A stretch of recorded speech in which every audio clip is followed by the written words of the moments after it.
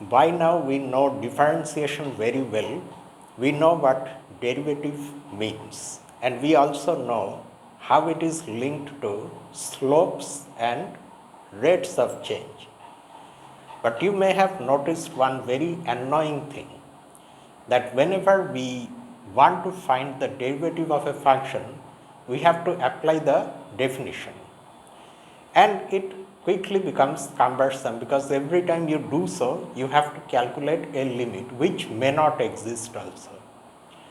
So it's better to formulate some rules for differentiating some frequently occurring functions, so that whenever we get those functions and we need to differentiate them, we can use these rules that we are going to formulate today and straight away write the answer. So this will be fast, and we will see that by investigating these rules, actually we will be able to differentiate many functions. It's not that we have to just formulate a rule for just about every function that we may come across. We will see that there are some pretty well-known functions. If we formulate rules for differentiating them, that is enough for differentiating a large class of functions. Today we are going to see how to differentiate powers, multiples, sum and difference of functions. And the first one is the easiest. It is rule 1.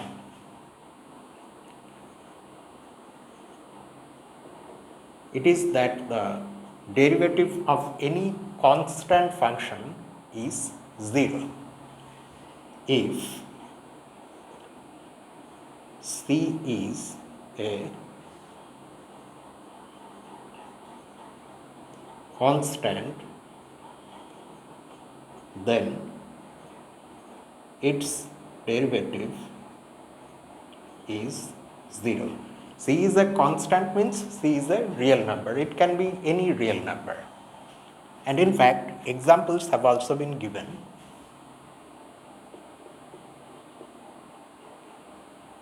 Just to show that we are talking about any real number.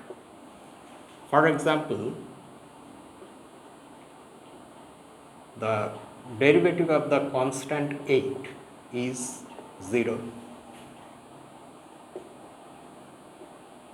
The derivative of minus 1 over 2 is 0.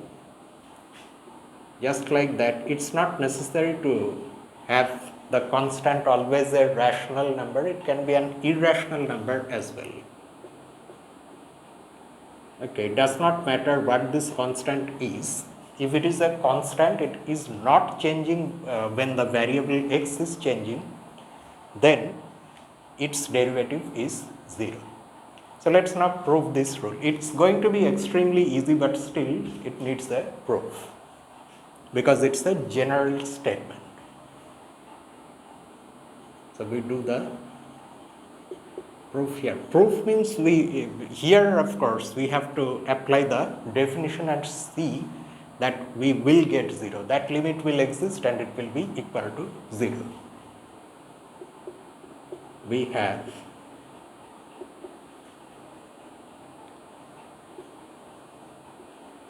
d dx of c. Whenever you read this notation, sometimes it's tempting, and I have seen people saying it like this: d divided by dx of c. No, that's not how we should read it. This is not division. Instead, you should say d dx of c. Of c we say because we treat d dx as an operator, which you operate on a function to get another function. Okay, and this is how you should read it: d dx of c. That doesn't mean this. That doesn't mean this. Okay, that means this. Okay, so what is it? By definition, it's this limit. H tends to 0 it would have been better if we, instead of starting the proof like this, let me name this function. That way, when I apply the definition of derivative, it will become more clear. Consider the function f of x equal to c. Because whenever we write something like this, no, although we may write 8, we may write minus 1 over 2, but it's not a single number we are differentiating. Differentiating a number does not make any sense. We always differentiate a function. But we write like that because these are the functions which constantly have these values at any input, any real number. So you may think that this 8 here is a real number. Yes, 8 is a real number, but it should not be interpreted as a single real number here in this equation. Instead, it should be interpreted as that function which equals 8 at every input. Okay, because it makes sense to differentiate a function. Differentiating a single real number, it does not make any sense. Alright, so now we have named this function f, so that when we apply the definition of derivative, it becomes clear what we are writing. Now we can write d dx of c. Actually, this d dx of c is what, by definition, it's, you know what the definition of derivative is. You have to write the difference quotient of differences. The differences in the f values at x plus h and x, that is f of x plus h and f of x, divided by the difference in the inputs, that is x plus h minus x, which becomes h, and then take the limit of that difference quotient as h approaches 0. This is the meaning of derivative.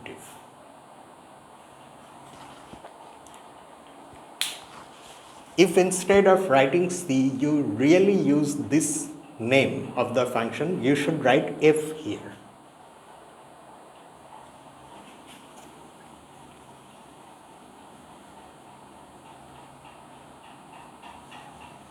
Okay. But now, regardless of what the input is, whether it is x plus h or x, and regardless of what x is, the output is constantly c. That is why this equals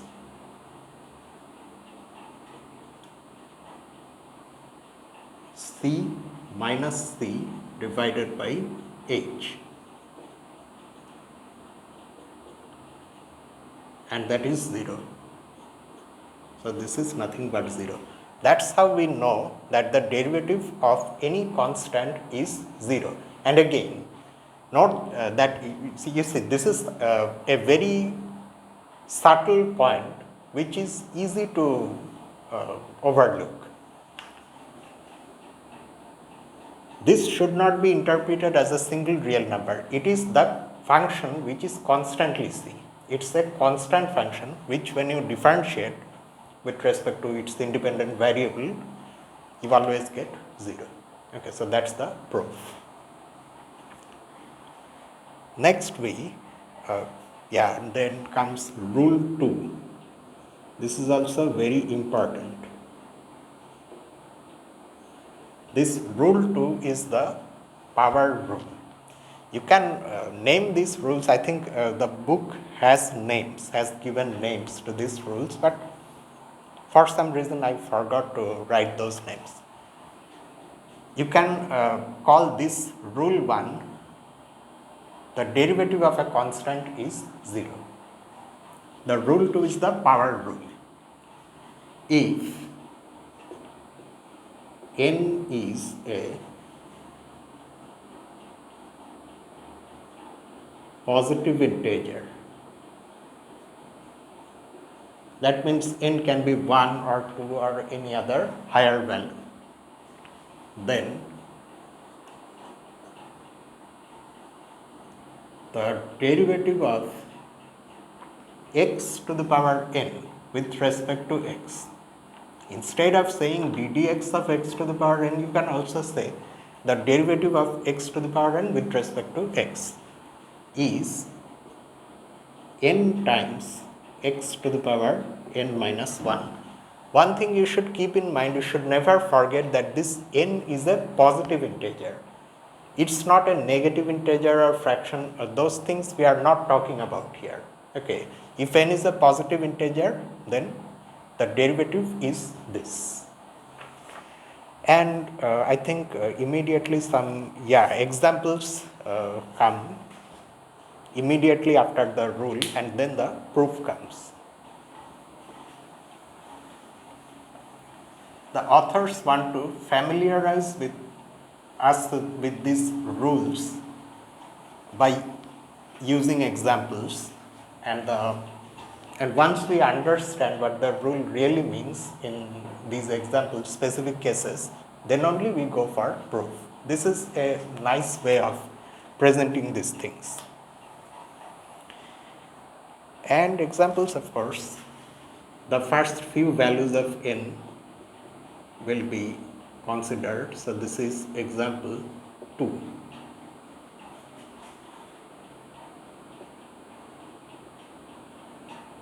The derivative of x with respect to x. So this is the case where n is 1. That should be 1 times x to the power 1 minus 1. That is 1, because 1 times x to the power 0. Like that, the derivative of x square with respect to x, if for some reason this notation looks a little bit unsatisfactory, you can also use parentheses to kind of isolate the function from the operator. Okay, if absence of parentheses somehow confuses you, you can use parentheses. This then by the formula or by this rule will become 2 times x to the power 2 minus 1, that is 2x. The easy way to remember this rule is that the exponent of the power comes down and gets multiplied. Okay, so this n comes down, and then we again have a power of x where the exponent is reduced by 1. So if it is 2, 2 will come here, and then here you will have 1. The exponent gets reduced by 1, and the previous exponent comes down and gets multiplied. Let's see another one, the next one, namely x cube.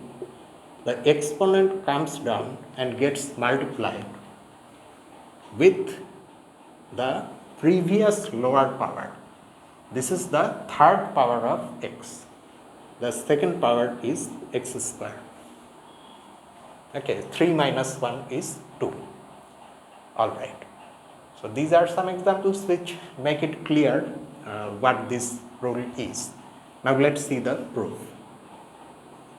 Now in proving this rule, we will have to use an identity from algebra, which we are familiar with. I mean, I assume that you know this identity. Let me write the identity. We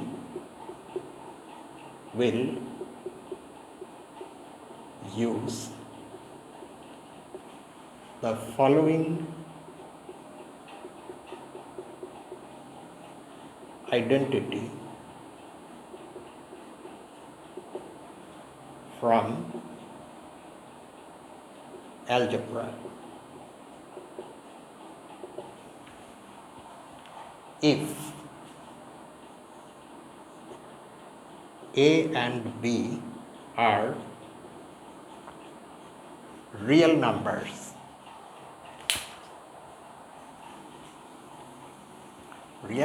or real variables, anything you can think of, that means A and B are real.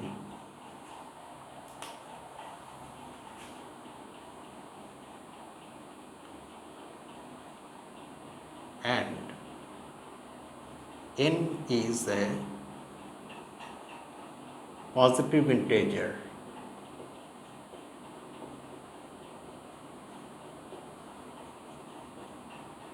then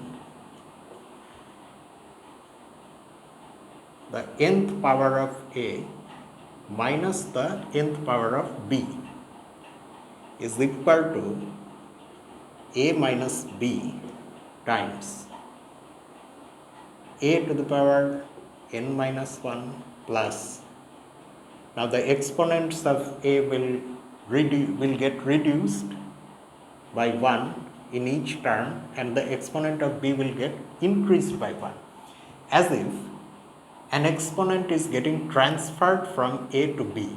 Here there was no B because B to the power 0.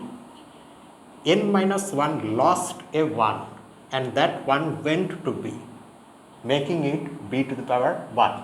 And in the process, A has lost an exponent, so n minus 1 became n minus 2. Like that, if I write another term, it will look like this. And like that, A will keep losing exponent and B will keep gaining exponent. Eventually, at some stage, we will have this. And finally, B to the power n minus 1.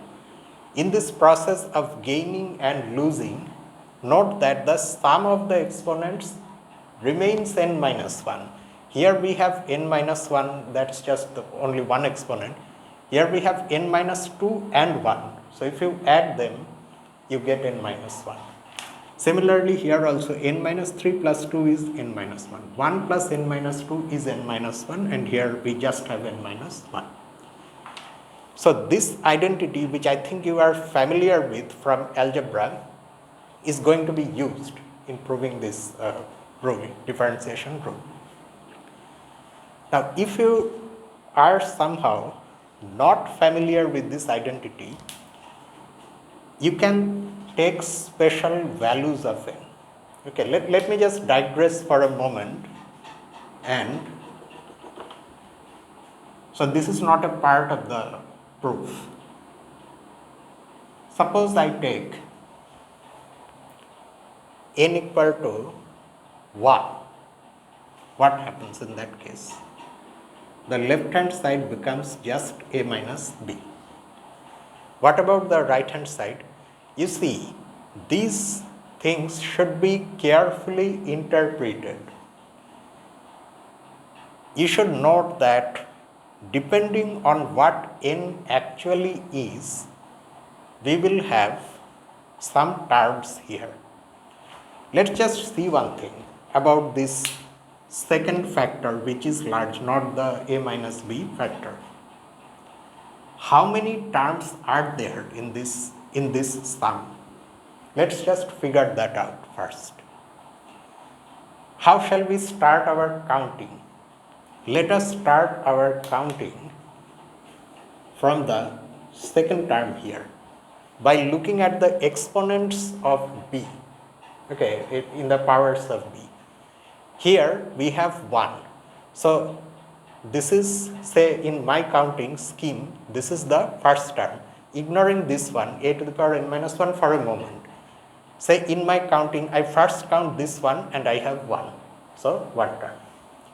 Here I have 2. So these 2 give me 2 terms. Like that, if I continue my counting, by the time I reach b to the power n minus 1, I will have counted n minus 1 terms. Now you include this one also. How many terms are you getting? N terms.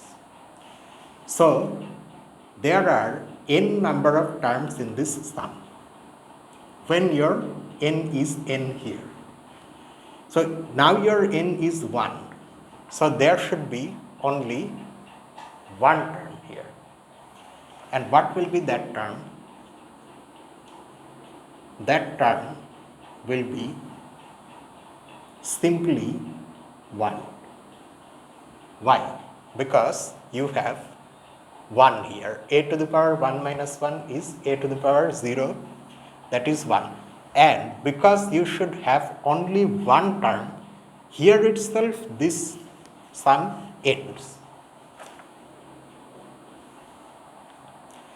And it's really the left hand side itself, because a minus b. That means when n is 1, this formula works. Does it work when n is 2? Let's just see. Okay, this is getting a little interesting.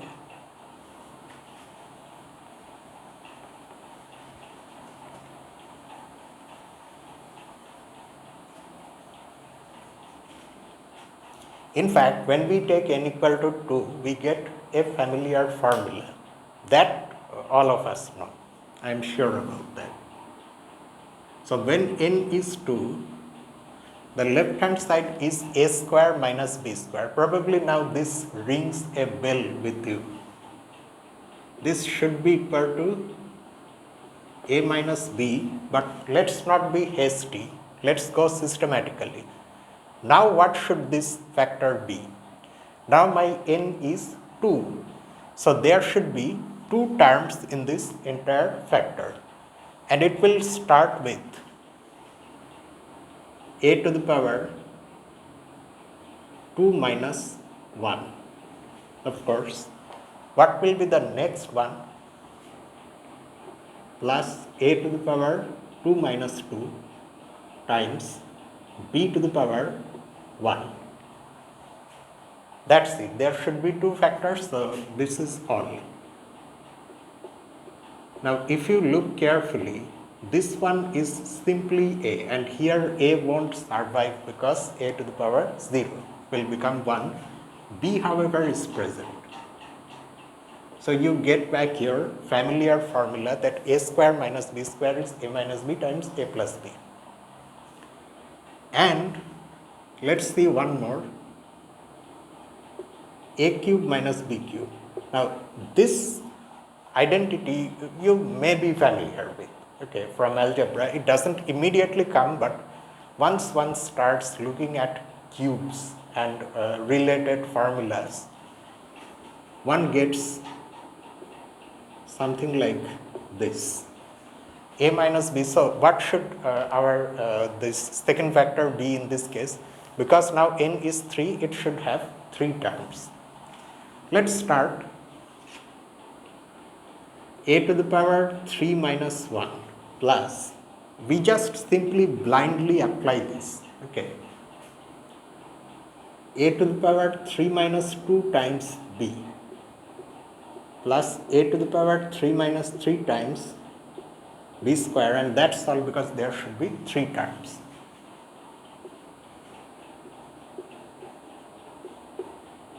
So it becomes a square plus, what is this? A to the power 1 is a, and b of course is also there, plus here we won't have a and we will have b square. You may be familiar with this formula. This is the way of factorizing a cube minus b cube as a minus b times a square plus ab plus b square.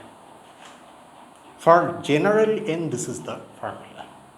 Okay. And this formula can be proved by mathematical induction. I am not going to go through that. Okay. It can be found, or you can yourself do it. Let us come back to calculus now. So what were we trying to do? we were trying to differentiate x to the power n with respect to x. If we apply the definition of derivative here in this case,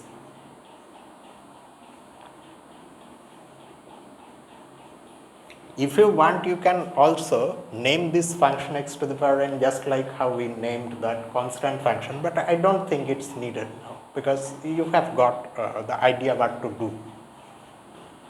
So this is going to be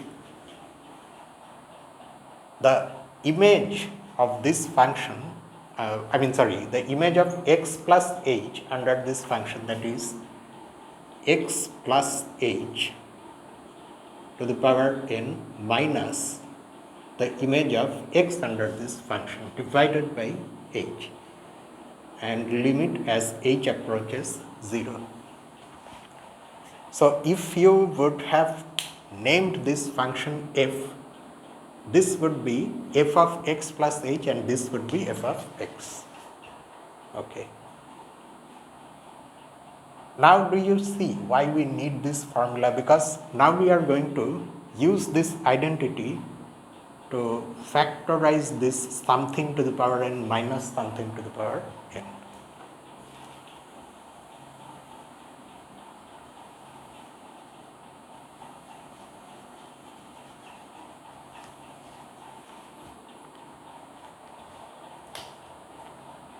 It will be a little long, so in order to write it nicely, let me first isolate 1 over h. So what does the formula say? Treat x plus h as a and x as b. A minus b, that is a minus b times a to the power n minus 1 plus a to the power n minus 2 times b plus a to the power n minus 3 times b square. So those things are there, not writing them. Eventually we get this plus, and finally this. In any term, the combined exponent means the sum of the exponents of the individual things, that should be n minus 1. So that's the case here. All right. Now you can see one thing with the first factor.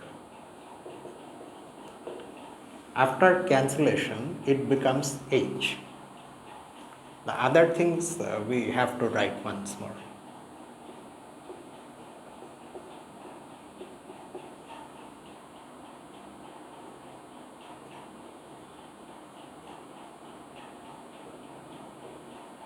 Times x and so on, x plus h times x to the power n minus 2 plus x to the power n minus 1.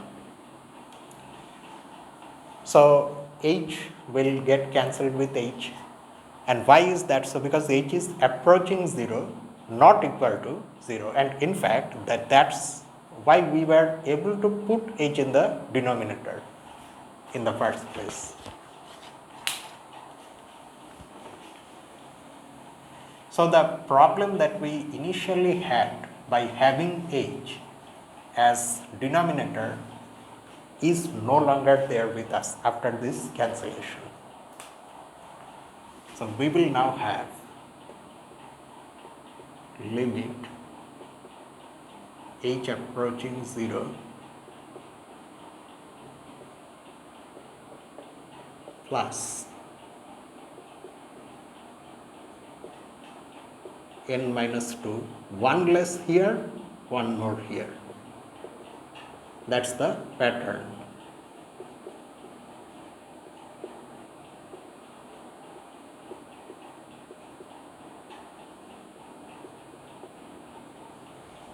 All right.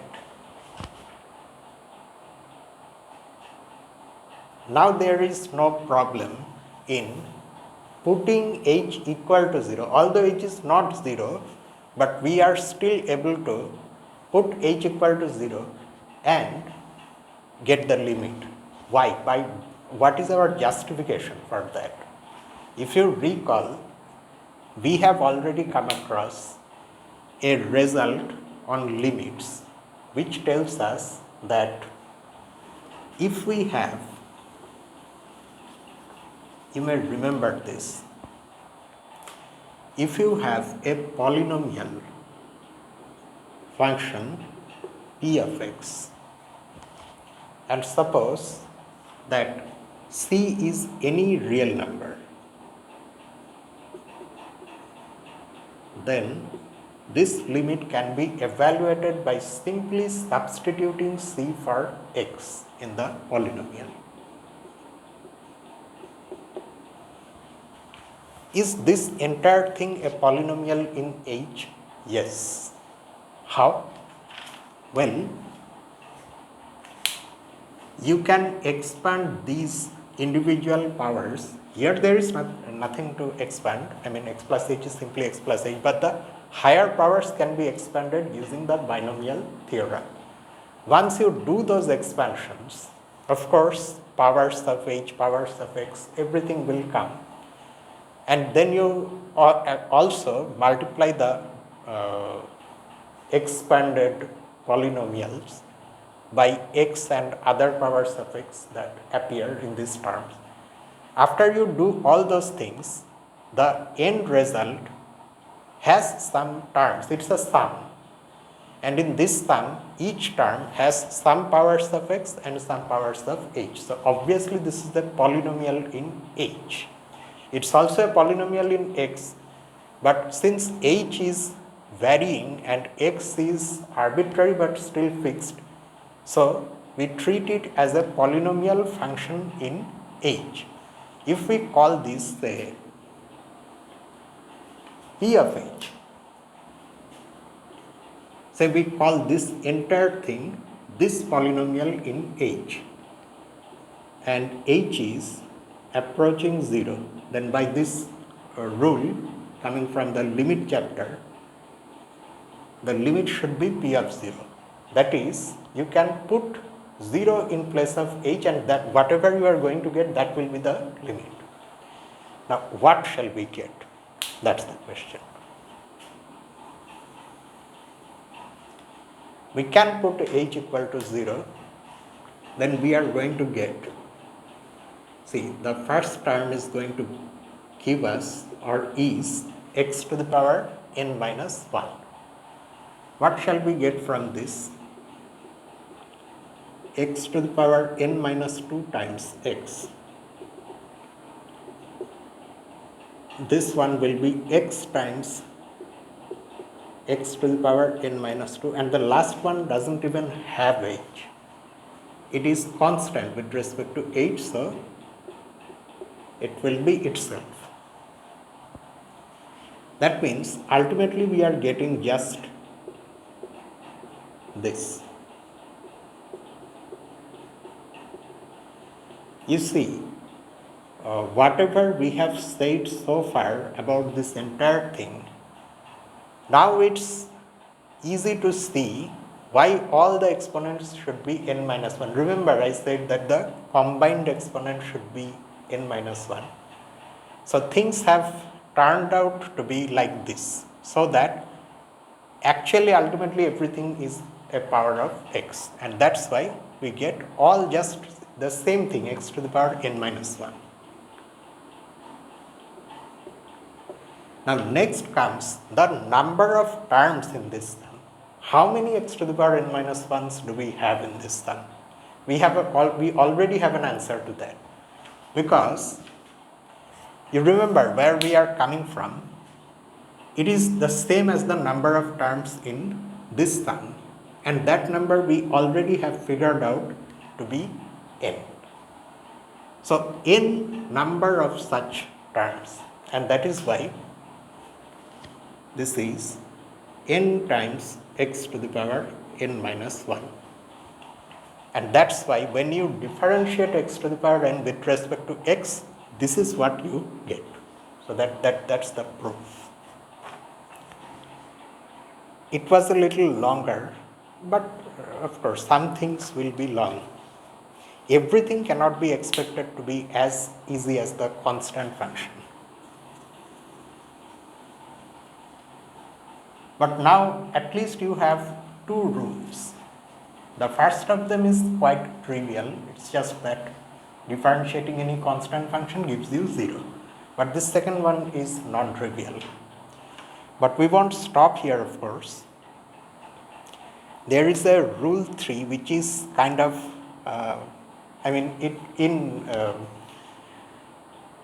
it is more general than these other rules. You will realize why. Let me first write it down. So this is rule 3. This is the constant multiple rule. If C is a constant and U is a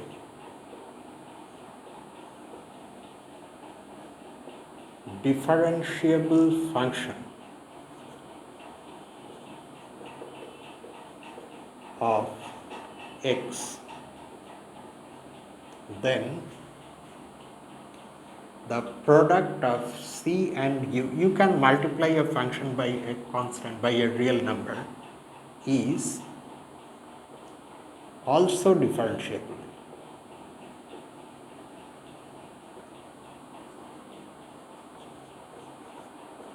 And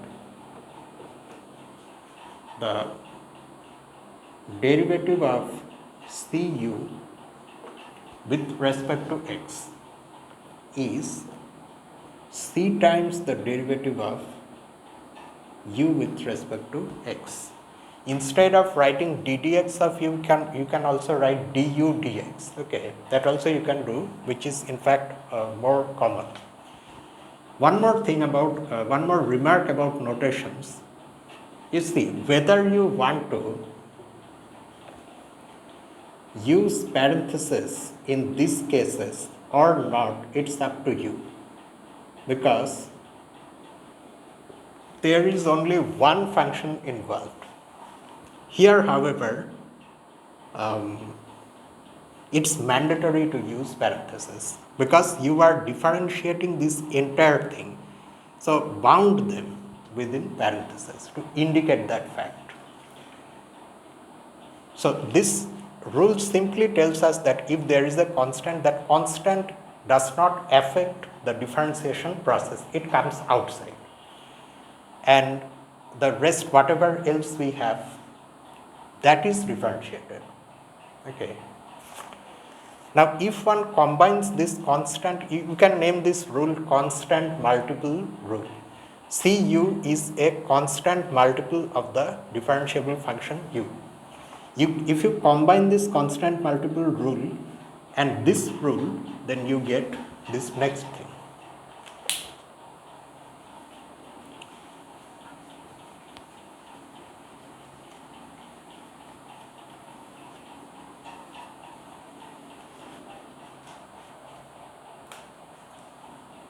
So, for any constant c, that means for any real number c, and any positive integer n. Now, can you differentiate this? C times x to the power n. Yes, you can.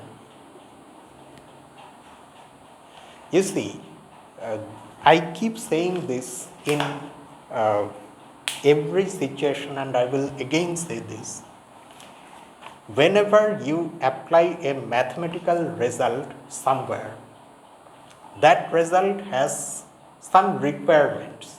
If those requirements are satisfied, then only it becomes applicable in that situation. Everything is not applicable everywhere. Everything has its scope. Outside that scope, if you try to apply something, then you will get something wrong. Remember what this result says. Every line is important. This u must itself be a differentiable function. If u itself is not differentiable, of course, you cannot apply this result. Why? Because if you are applying this result, what will you do? You will take c outside, but then you are differentiating u. If that is not differentiable itself in the first place, how can you differentiate it? So before applying this rule here, do we know x to the power n is differentiable? Yes, because we proved that in rule 2, and that is why this is applicable, and that's why you can take c outside. If you, however, simply just remember that if I have a constant, I have to take it outside, ignoring this function being differentiable, that part, that's the source of all problems. Okay, but now we can do so.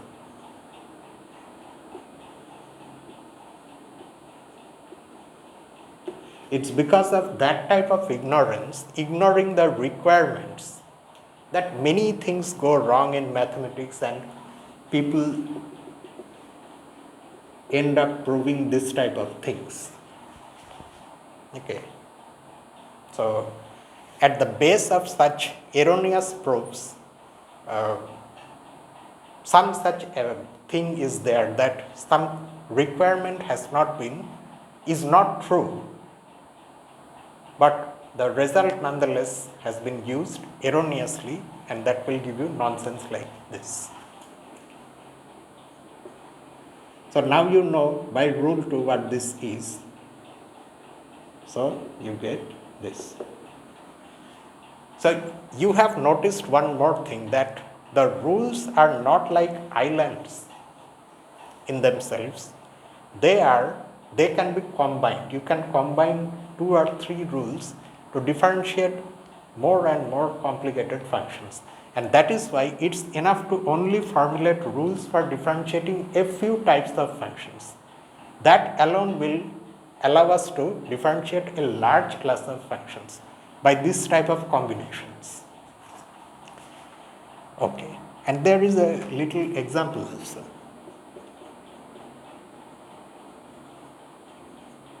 Illustrating this fact. If we differentiate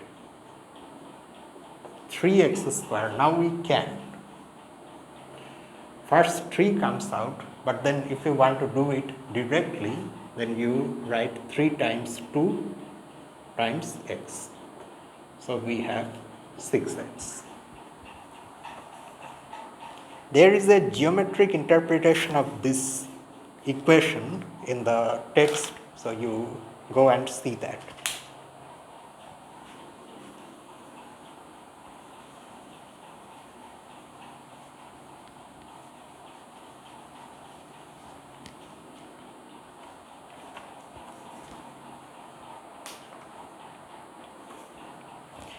And there is another example, which is a useful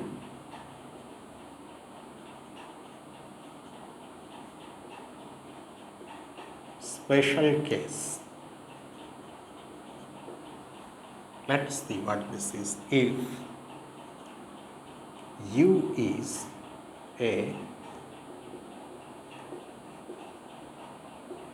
differentiable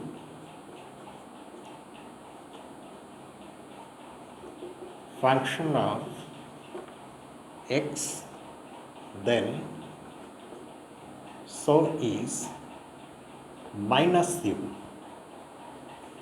which is in fact nothing but minus 1 times u. Alright. And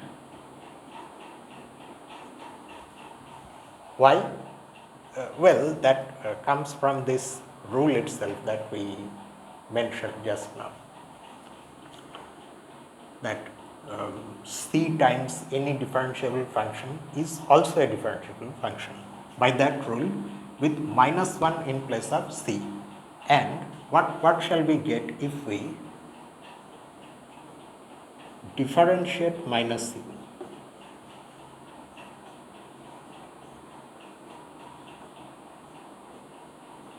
By our rule, this is minus 1 will come outside,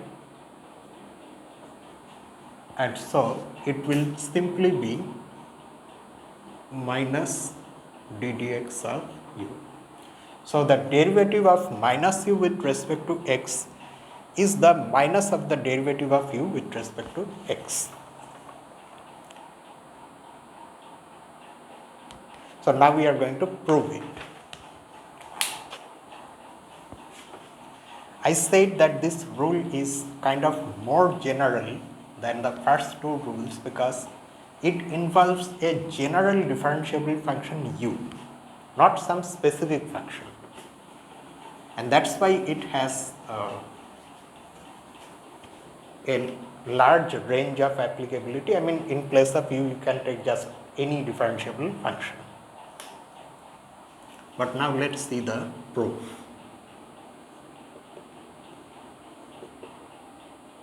So accordingly, the proof will also have a more general nature.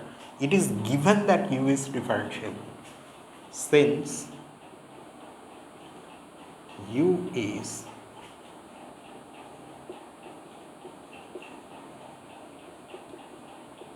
differentiable, the limit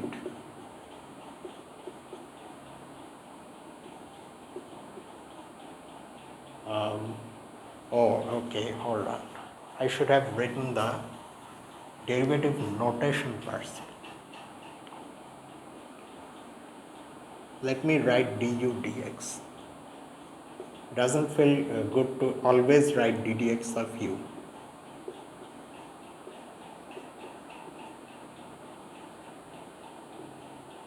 U of x plus h minus u of x. This limit exists. Exists means it is some fixed, some real number, specific real number. Now,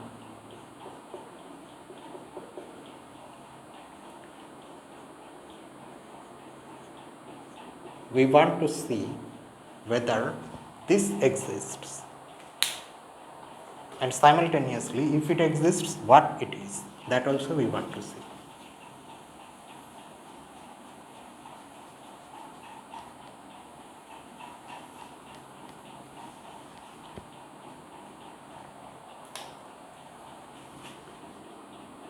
So by the very definition of derivatives,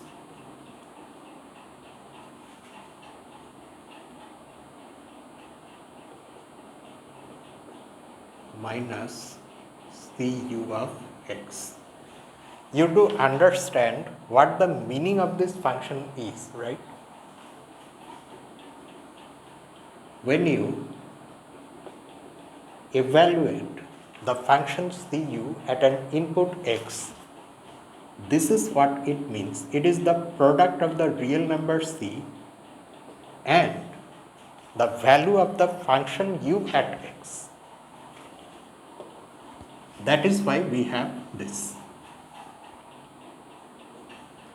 Now, by properties of limits that we already know from our previous chapters, c can be taken outside. You remember constant multiple rule for limits. So whatever we are doing here, the corresponding rules already exist for limits. So by one such rule, the constant multiple rule, the c will come outside and we will have this.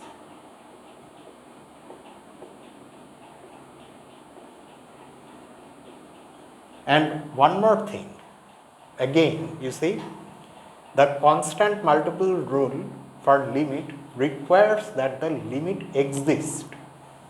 Is that true in this case? Yes, this limit exists, and that's why we are able to go on like this. But this is what? This is simply du dx. So that's the proof. Not only have we proved that this derivative exists, but we have also found what it is actually.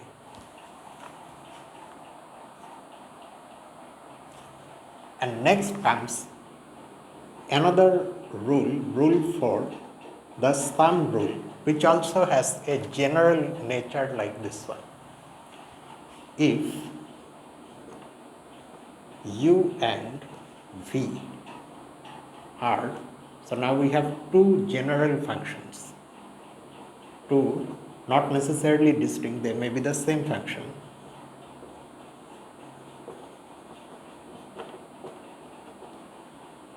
Differentiable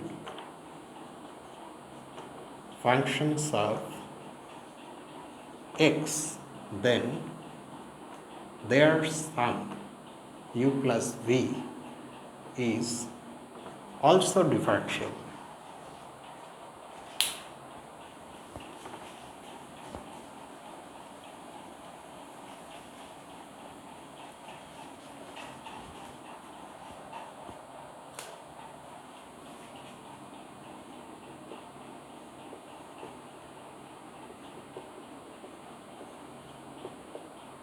And the derivative of the sum is equal to the sum of the derivatives.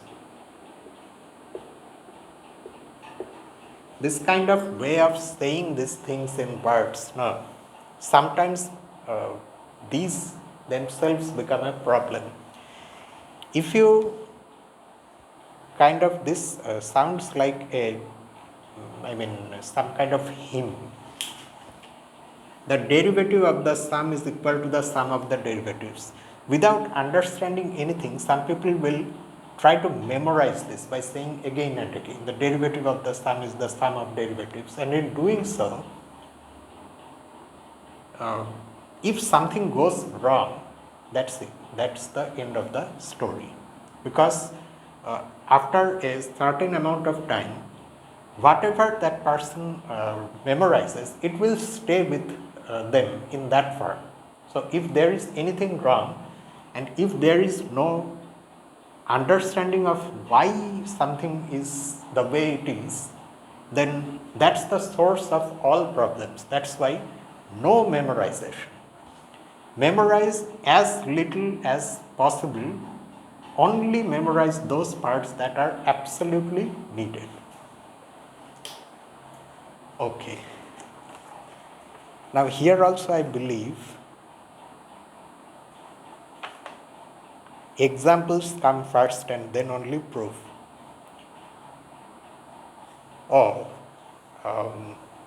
So we are going to see the proof of this, but before that, we can combine the sum rule and the constant multiple rule to have the difference rule.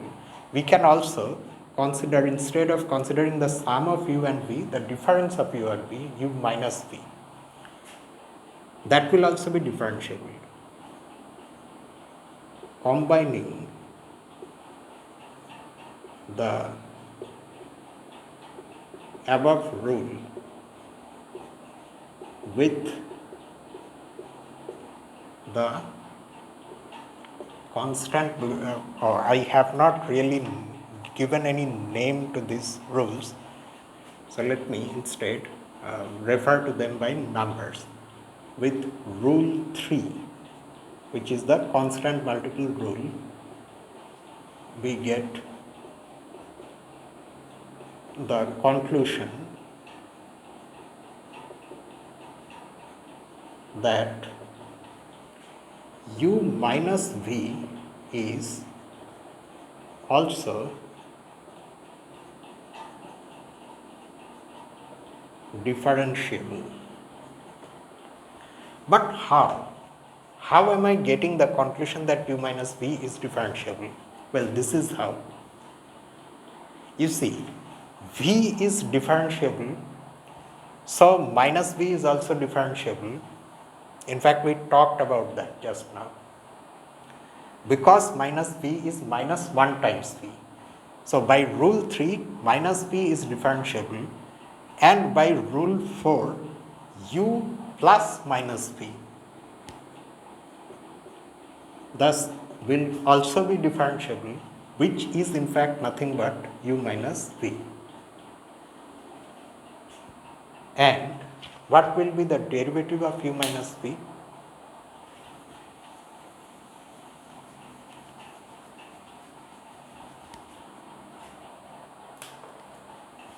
Also,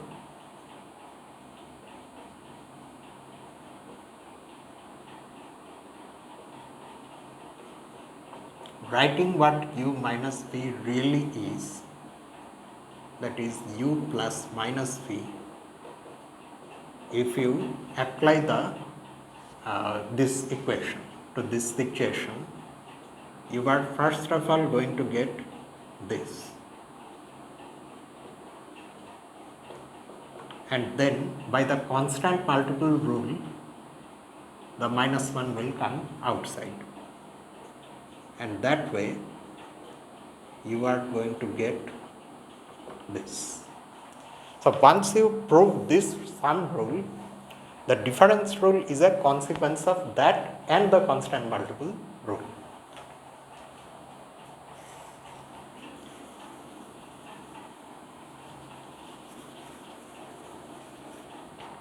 But there is something else also before the proof comes, which is that the sum rule can be extended to any finite number of functions. One can extend the sum rule, means rule 4,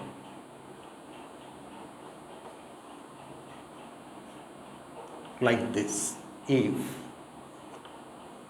u1, u2 and so on, un be differentiable functions of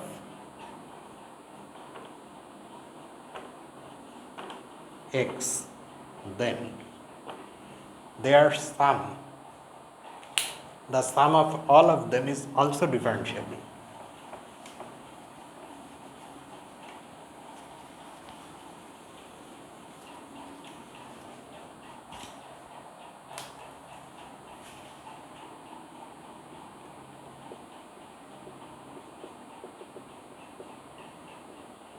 Is also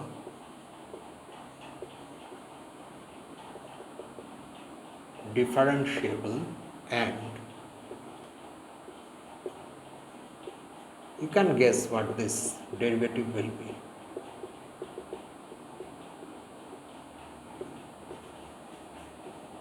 It will be the sum of the derivatives.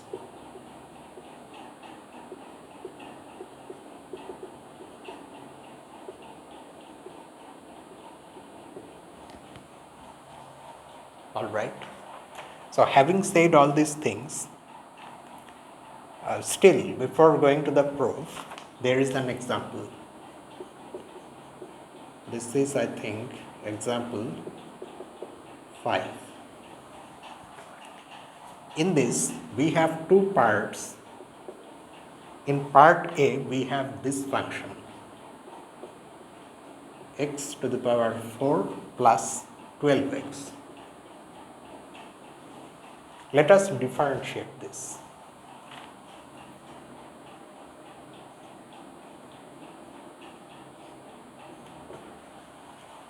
Let's apply the rules one by one. First of all, it is a sum of two functions. Okay. Are they differentiable? Yes, because one of them is x to the power 4. And we can differentiate x to the power 4 by rule 2. The other one is a constant multiple of the function x. X is also differentiable, again by rule 2. And so the constant multiple 12x is also differentiable. So this is the sum of two differentiable functions. So by rule 4, this is also differentiable and its derivative will be the sum of the derivatives of the individual functions. By rule 2, this will be 4x cubed. The exponent comes down and then gets reduced by 1. Here 12 comes out by the constant multiple rule. And we already have seen that the derivative of x is 1. With respect to x, it's 1. So you see that this kind of complicated function also we are able to quite easily differentiate using a combination of these rules. That is why, although the rules, each individual rule may not really look like much, but when you combine this, they become powerful. As a team, they become very powerful. Let's see. As opposed to this approach, if you think of applying the definition of derivative to this function, just imagine how complicated it will be. You will have to write limit h tends to 0 of x plus h whole to the power 4 plus 12 times x plus h minus this divided by h. You will have to expand those powers, so many things. Instead of that, now very easily you can do it. That's the magic.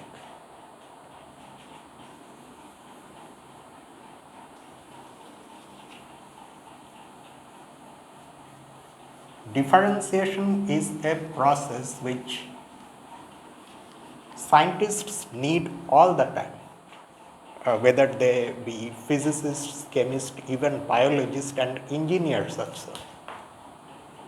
Another such process is there, we are still far away from that, which is kind of opposite to differentiation. And now part B is this one. Y equal to x cubed plus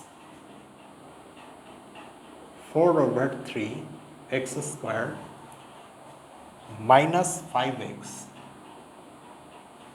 plus 1. So here we have to use the extended version of rule 4. Is every individual function differentiable here? That you have to check first. Yes, x cube is differentiable by rule 2, x square is differentiable by rule 2, x is differentiable by rule 2. So by rule 3, the constant multiple rule, 4 over 3 times x square is also differentiable. Minus 5 times x is also differentiable. And the constant function 1 is differentiable by rule 1. And that is why by this extended rule, this sum is differentiable and we can differentiate it term by term like this to find the derivative.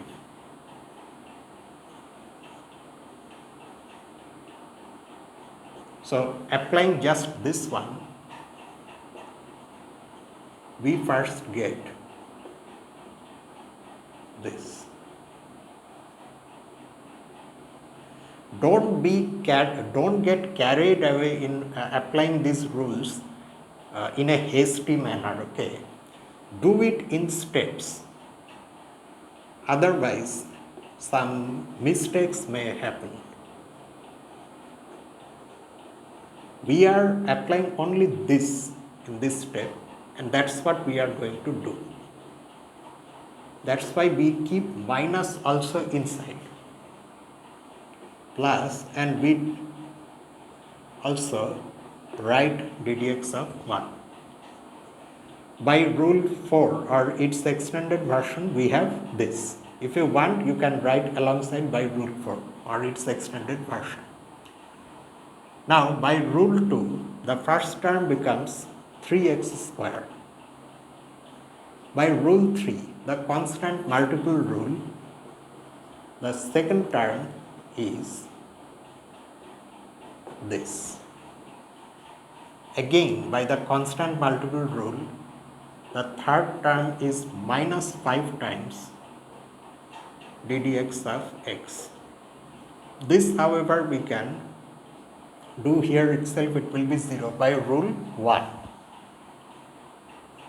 And now this becomes 3x square plus 4 over 3 is outside. Again, by rule 2, x square when differentiated becomes 2x minus 5 times, when you differentiate x you get 1 and 0 anyway won't be there.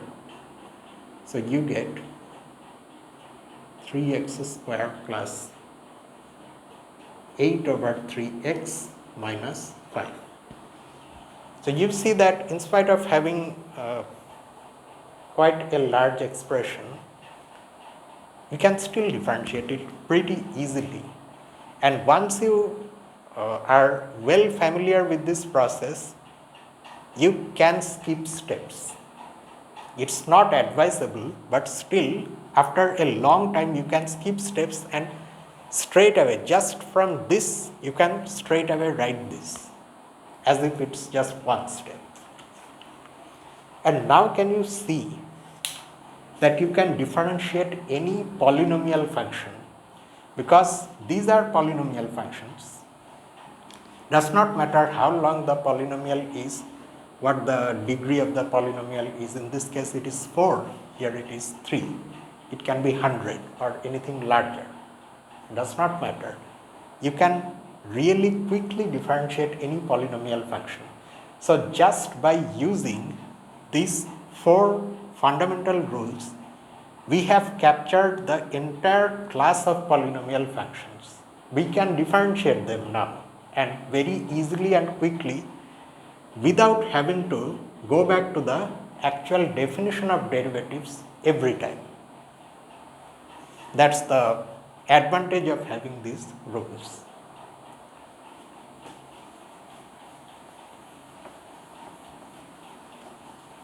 And this also tells us another more important thing. Just like we found out in the chapter on limits that polynomial functions are always continuous everywhere, here this discussion clearly shows that polynomial functions are also always differentiable everywhere. Okay. And that leaves us with what? The proof of rule 4. Yeah. Now we go to that. Proof of rule 4. So it was given, what was given to us, that u and v are differentiable functions of x, since u and v are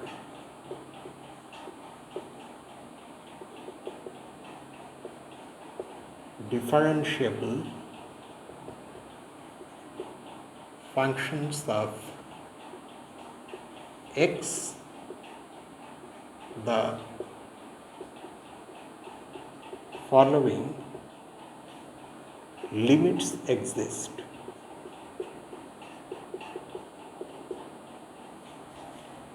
The first limit is this.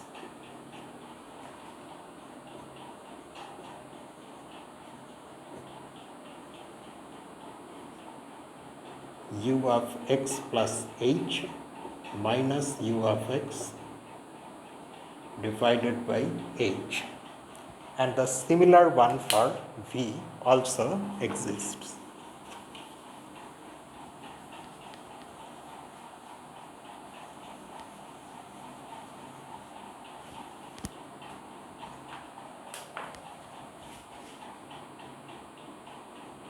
dv dx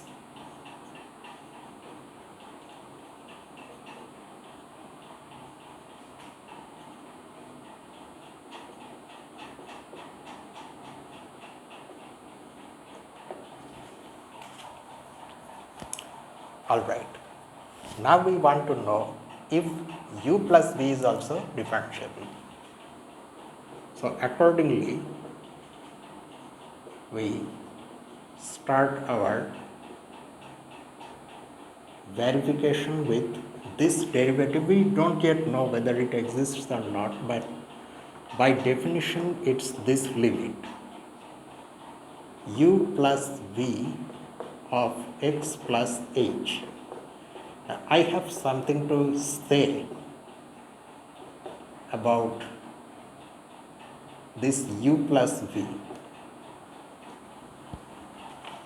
You should not think of this is what I have to say, okay. U plus v is a function. You should not think of this as the product of u plus v and x plus h, no. It is like this,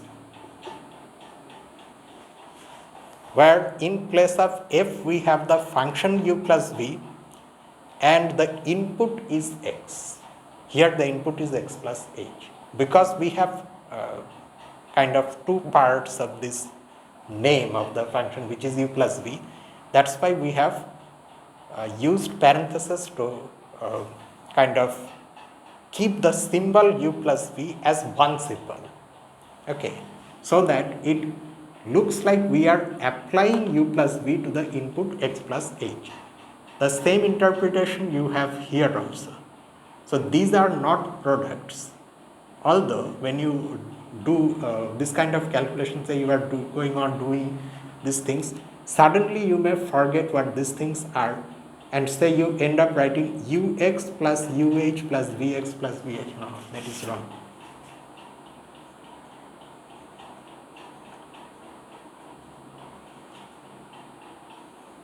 I say this because in the very next step, we have to write what this means.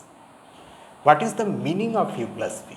The meaning of u plus v is the u image of the input plus the v image of the input. Oh, I won't be able to write it fully here. No? So, let me first write 1 over h. The u image of the input plus the v image of the input minus, it will continue on that side.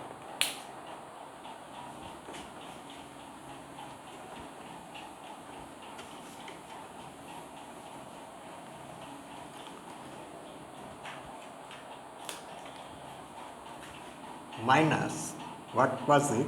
It was u plus v of x. So the u image of the input plus the v image of the input, but because there is a minus, so we have this. Alright. Now we can write whatever we have inside the limit as a sum of two terms.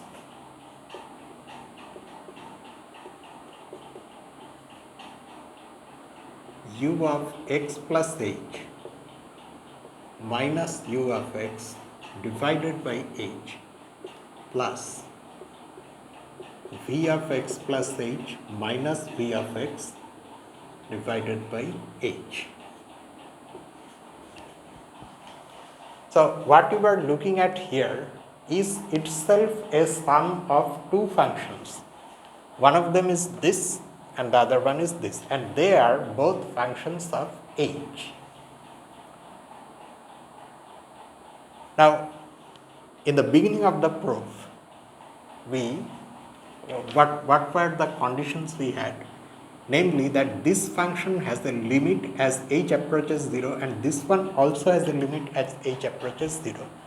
So, by properties of limits, where if two functions have limits at a single point, then their sum also has a limit at that point, and which is the sum of the limits. By that thing, that result, we can distribute this limit over the sum. It is justified.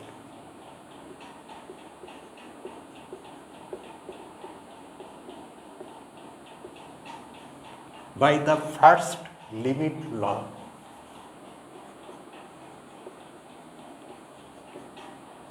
This step is justified by that law.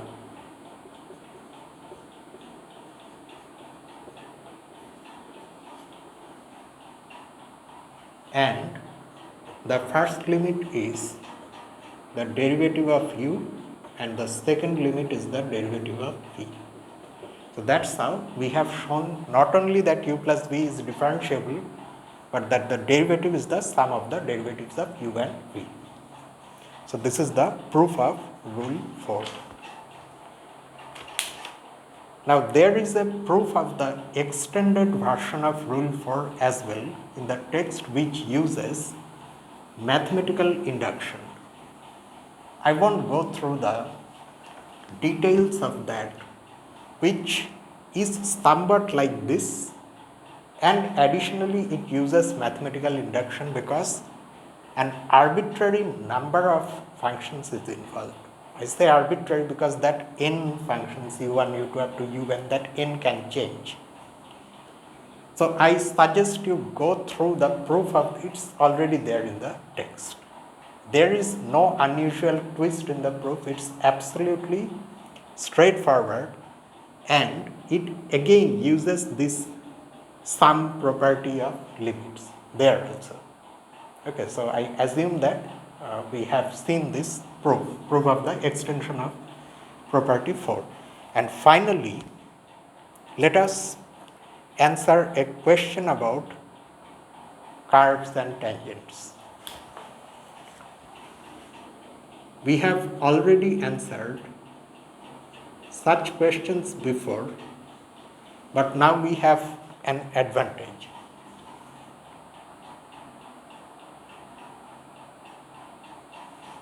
Oh, sorry. See what I have done. I have taken the question down, but I did not write what the curve is. Let me just see it from my PC, okay, it won't take long. Let me just take it out.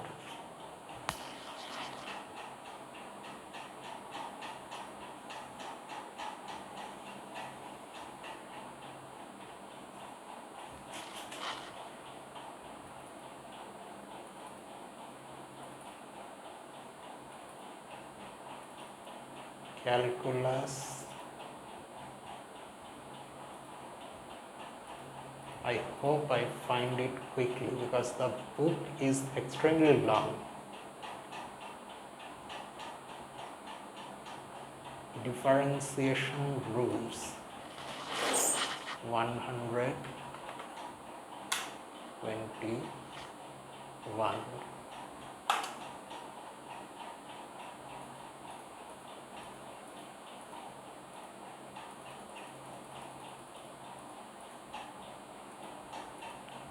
Okay, so where is example 6? X to the power 4 minus 2x square plus 2. Okay, yeah, x to the power 4 minus 2x square plus 2. Thus,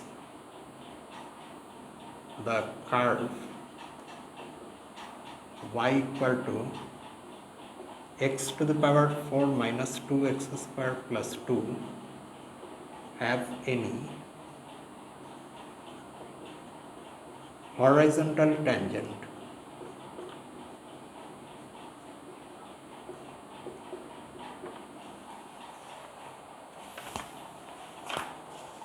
if so, where?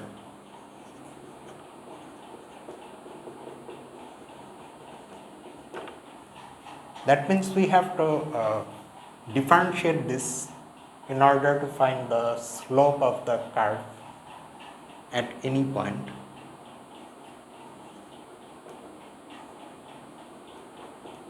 And in doing so, we will use the various rules that we have already gone through. So let me just straight away write the derivative, and I leave this up to you. I leave this to you to see what I am going to write is correct. So differentiating x to the power 4 gives me 4x cubed.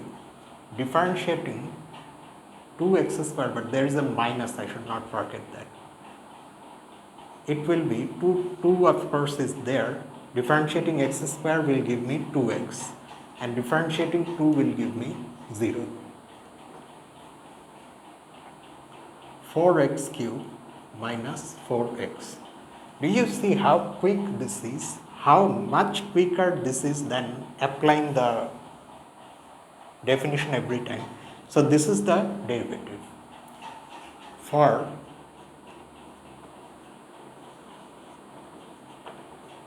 horizontal tangent, this is the slope of the curve at any point x comma y. This slope should be 0.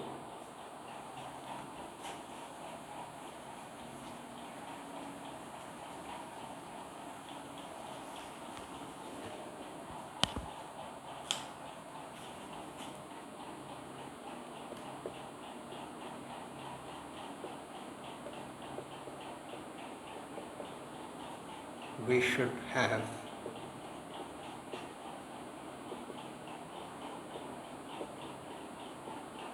dy dx equal to 0. Now,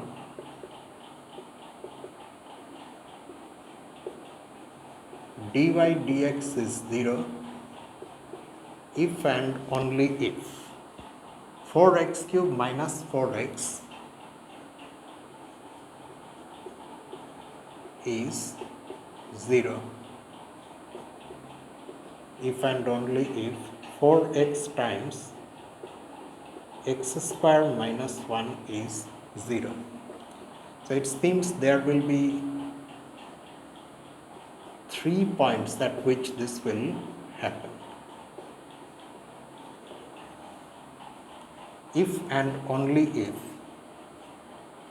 x belongs to the set consisting of these numbers minus 1, 0 and 1.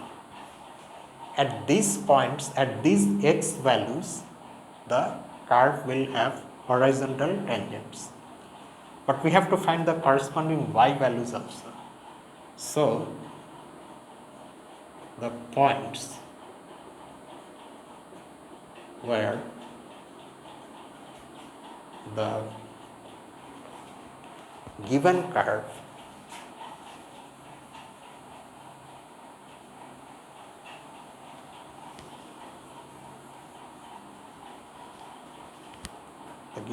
means, let me write the curve again, minus 2x square plus 2, otherwise I will forget, where the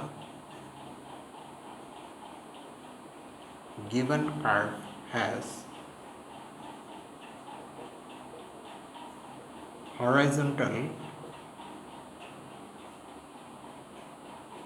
tangents are. Alright, so let us start with x equal to minus 1. So when x is minus 1, what will happen to y? This will be minus 2 plus 2, so they cancel each other. Minus 1 to the power 4 is 1.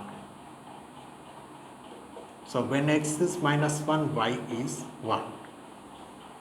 When x is 0, y is 2.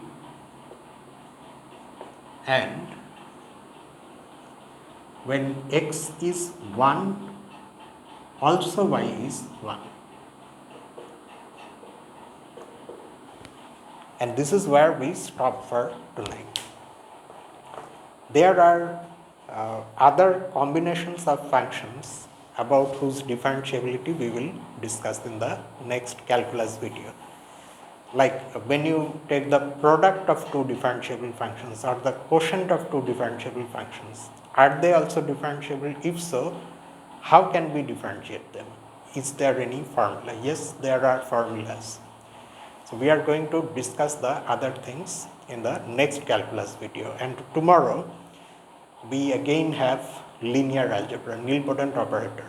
For some reason I was not able to shoot any video the previous week of linear algebra, but tomorrow I will do it. So see you tomorrow with that. Until then, this is me, Lucifer from a mathematical room. Have a nice night.